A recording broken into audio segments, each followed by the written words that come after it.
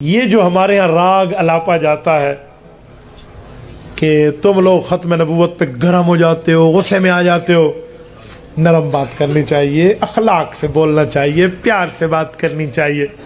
اس پر بھی میں ایک بات آپ کو سناؤں۔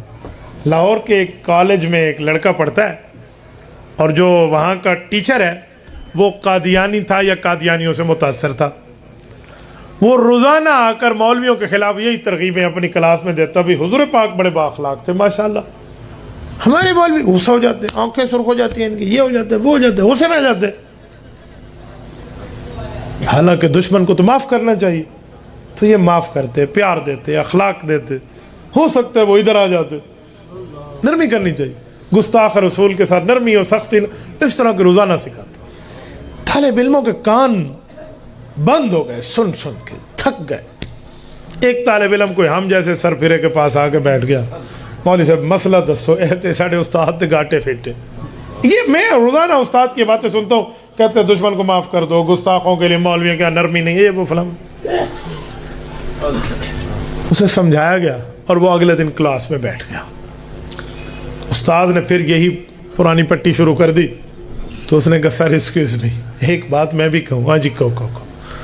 اس نے کہا سر نیور مائنڈ، ناراض نہ ہونا، لیکن آپ کی شکل کتے جیسی ہے۔ وہ تو کلاس میں سناٹا چھا گیا۔ انہوں نے کہا سر آپ لگتے تو خنزیر کی اولاد ہیں، اپنے منہ دیکھا ہے ریچھ کی طرح ہے، دانت دیکھیں ایسے ایسے کر کے تو لڑکا چڑھ گیا جیسے حق تھا۔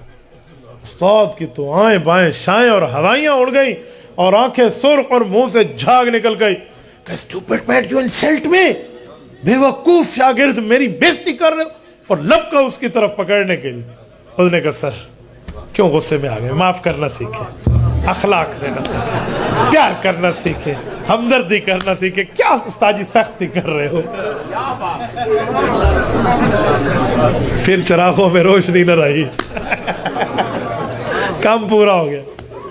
تو اس نے کہا سر سنو، حلالی بیٹا اپنی ماں باپ کے خلاف بات برداشت نہیں کرتا تو حلالی امتی پیغمبر کے گستاخ کو کیسے معاف کریں؟